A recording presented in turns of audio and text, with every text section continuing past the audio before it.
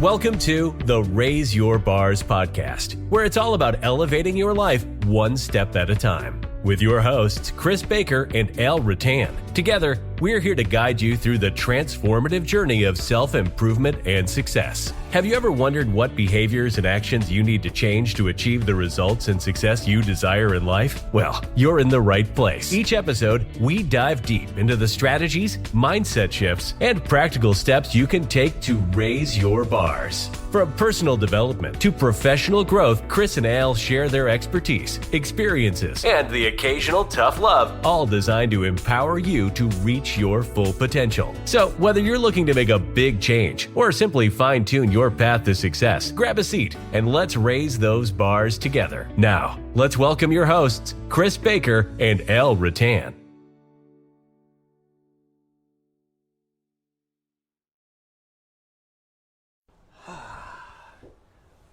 Good morning.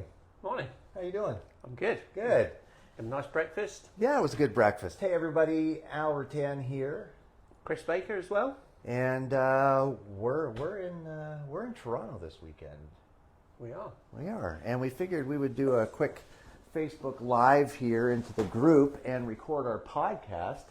And if I had thought about it, I would have opened my laptop beforehand so we could have seen the comments and stuff. But we'll go there now. So, Chris, why don't you tell everybody why we're in Toronto? Why are we in Toronto? Well, listen, we're all busy, right? We're all busy leading our lives. We're all busy doing things and have a lot of distractions. And Al and I realised that if we want to up-level ourselves, if we want to raise our own bars, if we want to find ways of defining our future, right, and choosing our destiny, we need to take ourselves out of the traditional environment, our normal environment, put ourselves into another environment without distractions, so that we can be more focused on what we work on. Absolutely, and obviously, anytime you do something like this, there's an expense. Right? There's an expense. Right. And we see the value, and I guess, maybe the topic of our podcast today is the value in investing in yourself. Yeah, and I think again, when you look at the investment, right, there was a financial investment, right? Yes. We've both flown here. I've flown from Orlando to Toronto. Al's flown from Manitoba to Toronto. With 2 nights in a hotel, couple of dinners and breakfast. So there's the financial expense and investment, but I think more so it's the time. Yes, right, absolutely. we've had a weekend away from our families, and we both love our families, and very much so. And that is probably the hardest thing, right? So again, I want to thank Vicky, and I'm sure Al wants to thank Marge for allowing us to come here, or supporting us to come here. Let's put it that way. Yes, thank you, Vicky. But that's a big investment, that time. Absolutely. But I can also say that it's worth the investment to me, right? Sure. We look at the time away, we look at the financial costs, we look at and just out of our comfort zone in a different place. But the value of us being able to spend, for example, yesterday morning. So we're recording this on a Sunday morning. Saturday morning, we brought in virtually one of our coaches, Giroux, we've been working with off and on since 2017. Actually, he's the reason we met. Yeah. We brought him in virtually, and we spent about 3.5 hours in this very spot yesterday morning with him on Zoom, working through our business plan and strategizing. And we were actually able to come up with some really good stuff and a way forward for us. Yeah, and I think, and again, you may be watching this as an individual, right, or listening to the podcast as an individual. We say, well, I don't need to do a business plan. Okay, take the word business out of it, right? What we were looking at is essentially what do we want to be known for, right? So.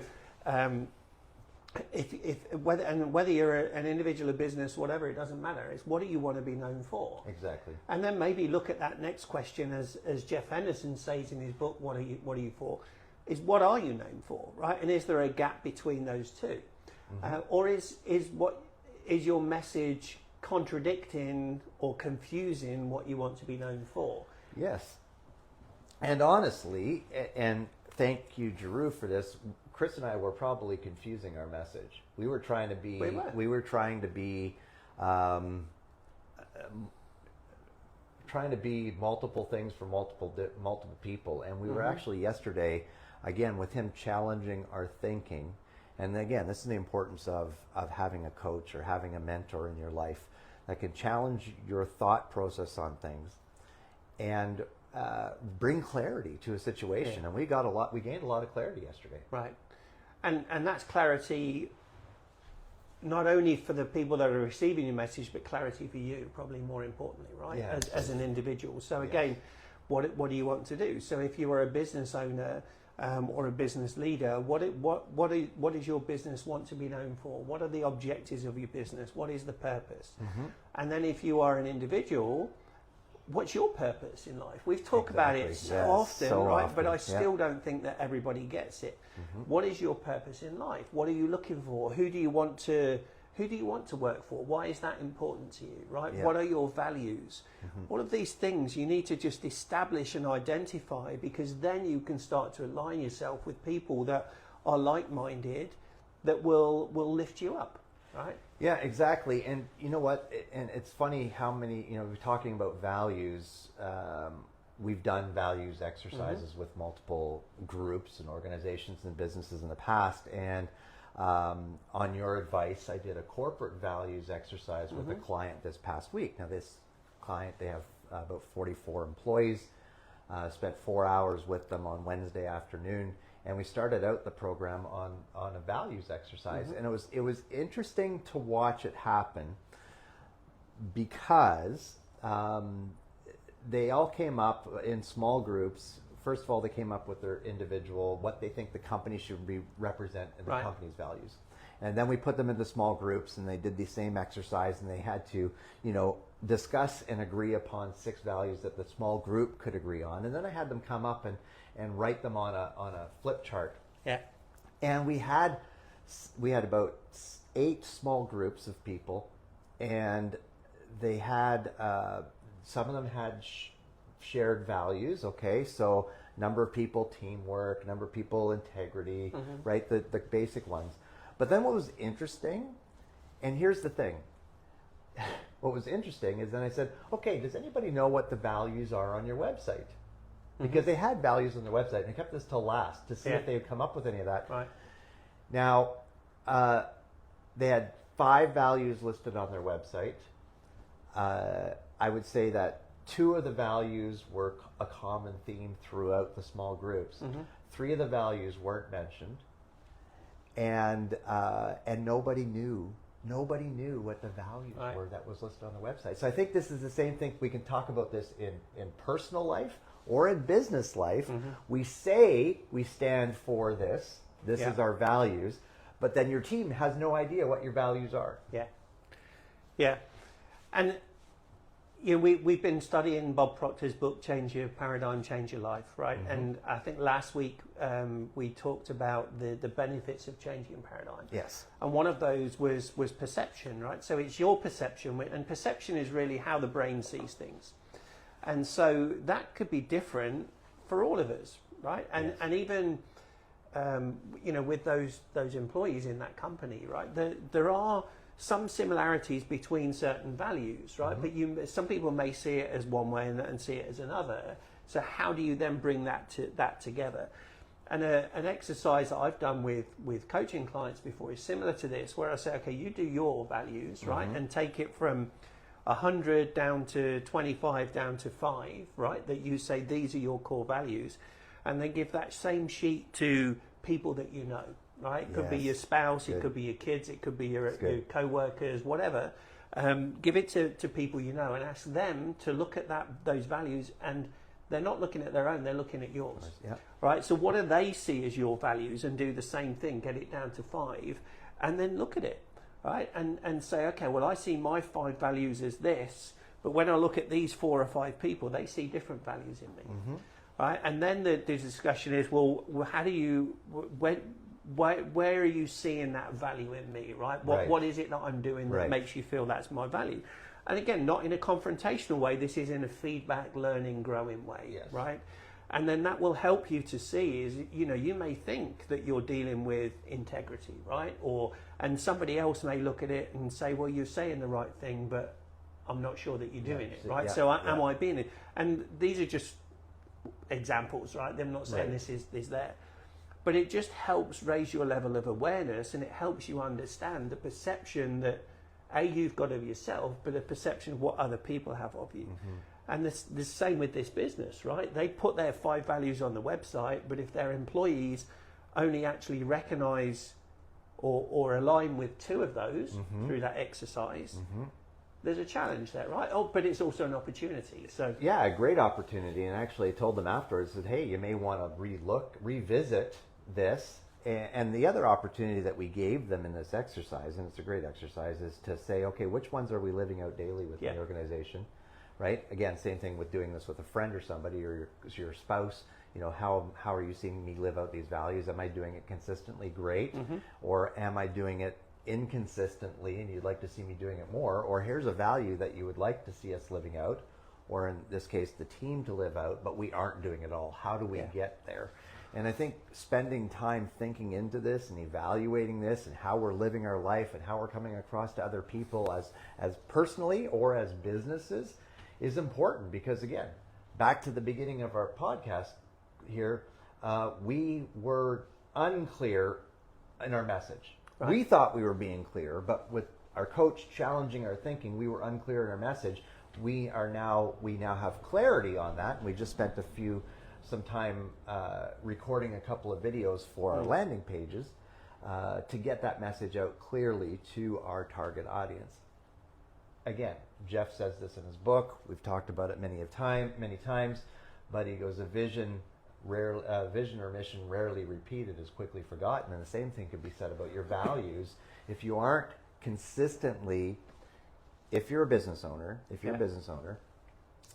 aren't consistently telling your team, hey, remember, this is what we've agreed we're going to stand for. Right. This is how we're going to treat each other. This is how we're going to treat our clients. If you don't consistently remind them of that, they will be quickly forgotten. yeah, and I think the values, again, reinforced and lived out, will become or should become your decision-making barometer as well, right? Great point. And so, one of the books that we've been studying in my Disney classes, the Leadership Academy, with senior leaders, and is Simon Sinek's book, The Infinite Game. And just as we talk about it, it reminds me of that, right? Because our values, we may say our values are the infinite values, right? These are things that are the broad things that we want to live to, and that's our utopia. But when we make decisions, are we making decisions based on our infinite values and purpose, or are we making decisions based on our finite situation now, as in what's going to give us the results now? Right. And that's where I think we were in our business, right? We were chasing the results now instead of looking at what's our infinite game. Yeah. Right. Exactly. What do we want to achieve long term, and then being true to that. And that, I think, is where a lot of people will say their value is integrity, right? Integrity to me is doing the right thing even when no one's looking. Yes. Now, if we're being integrous, we should be following our infinite purpose and values and long game. But how many of us make decisions that are going to give us a quick win now, even if it slightly goes against our long-term vision and purpose, right? Be honest with yourself when you look at this, because this is, we're not asking you to share those, but I would hesitate to guess that a high proportion, if not everybody, has done that at one time or the other or another, right? And that's about being honest with yourself. Yeah. So folks, if you're listening to this as a podcast down the road, we're actually doing this as a Facebook Live into our Facebook group. So if you're not a member of the Raise Your Bars Personal Growth Solutions Facebook group, search it out, come and join us. And we got a couple people watching, so I just wanted to give a shout out to Abraham and Mike. Thanks for tuning in and watching. Mike, you had posted a comment. I was just about to read it. It looked really good, but I think you deleted it. So put that back in there. Because I think you were on the right track with something there, my friend. Again, I think a lot of people again, Chris, just to say they stand for this, but then again, when the back is against the wall, sometimes we make non-integral decisions. Right. Impulsive to get out of there. So Mike said, I totally agree. Ask this: do your values truly create value for others and a connection? Yeah, exactly. Yeah, that's a great point, Mike. I appreciate that. And I can't type either, buddy, so it's all right. Well, and if you're a business owner or a leader, right, or even a parent, because we're all leaders anyway, right? We tell that all the time. We're all leaders because somebody's always watching what we're doing.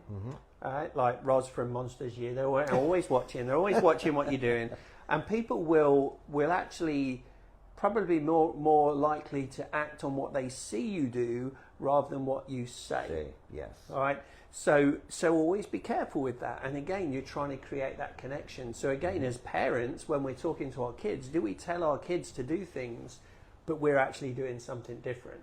Yeah. As a leader, a business owner, a manager, do we tell our employees, hey, this is what you want to do, but then we go off and do it and we go, oh, that's okay, I'm the manager, I can do that, right? Yeah, Not good. And I've lived that, and I've probably done that at times in my life. To be honest, I'm an imperfect human being. We're all going to make mistakes, but I still remember I was a smoker for 20 years. Haven't smoked now for 13 or 14 years, but I remember smoking and telling my kids who are standing right there, "Hey, don't ever smoke." Like, that's the perfect example, right? Saying one thing, doing the complete opposite. What kind of example are you setting? And I've always strived to, not perfectly again, I've always strived to live out what my values are, right? I'm very, how do you say, like, especially in the work world, right?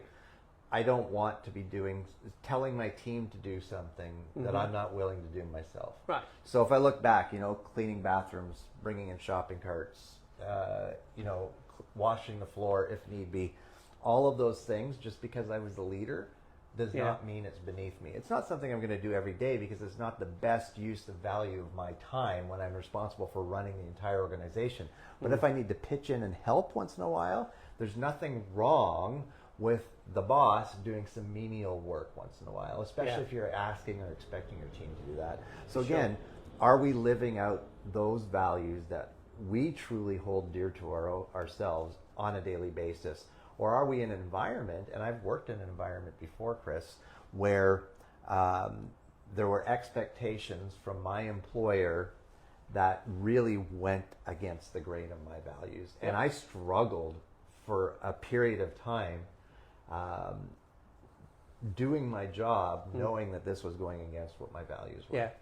I mean, look at it again, there's examples you could say, that a business could say, oh, I care about my employees, health and wellness and mental health is important, and yet when the employees want time off, it's frowned upon, right? Yeah. Or they may be struggling, or one of their kids is struggling, or they're struggling with something, they just need time off, and it's like, well, I understand you want time off, but you can't have it because we're too busy, right? Or you can't go on that vacation because we've got too much to do. Right. Or really, you want to take that? You're not man enough to do the job. Let's do it. Or I know you're only paid for 40 hours, but I need you to do a 6th or 7th day this week because we need it.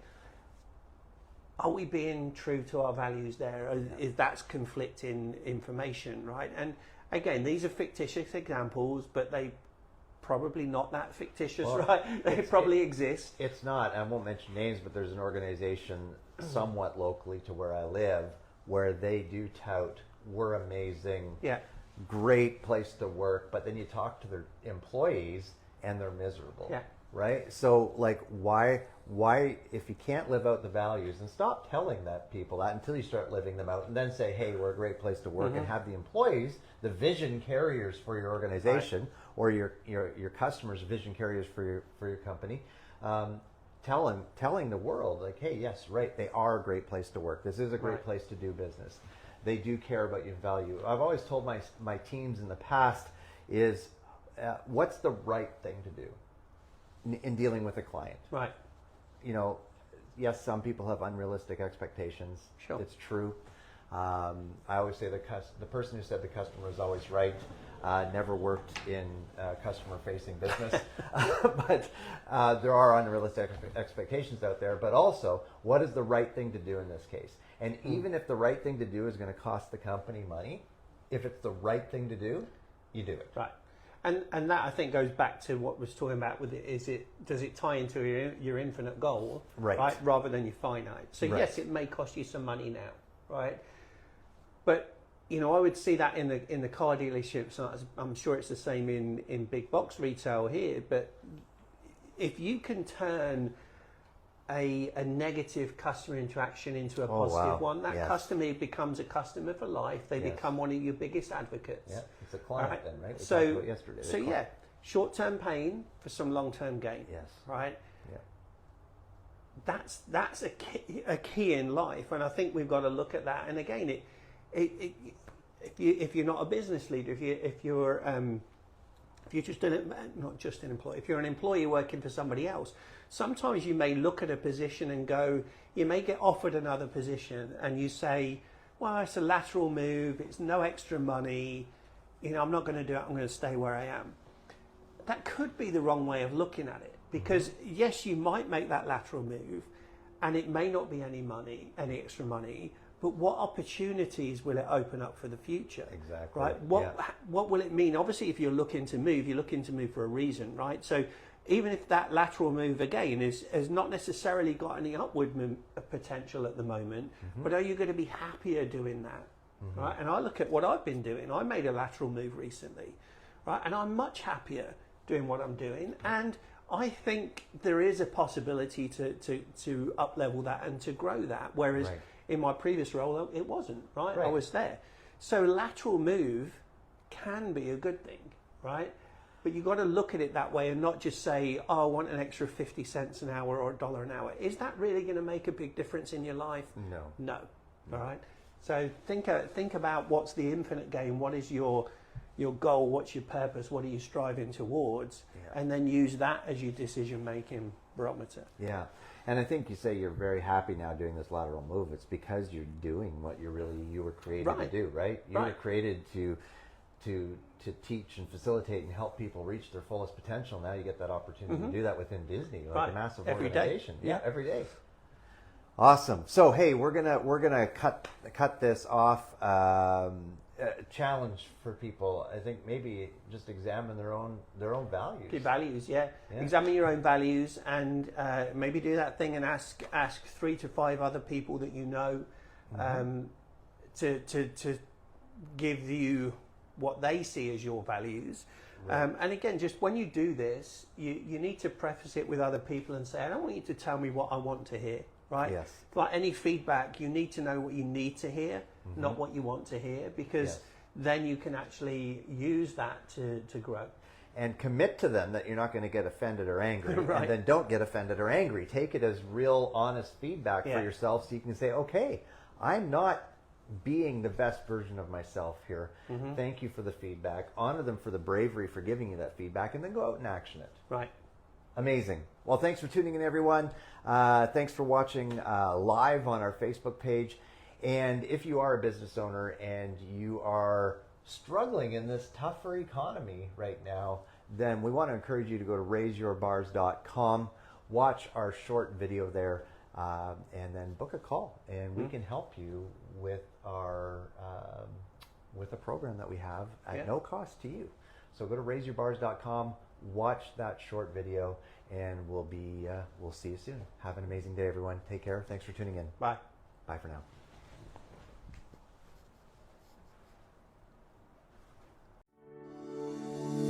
Thank you for tuning in to the Raise Your Bars podcast. If you found value in today's episode, please consider sharing it with your family, friends, and coworkers. We would sincerely appreciate it.